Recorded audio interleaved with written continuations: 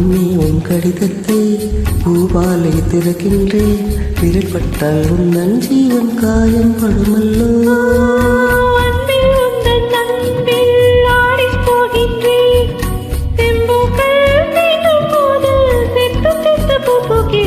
காதல் கடிதம் தீட்டவே மேகம் எல்லாம் காகிதம்.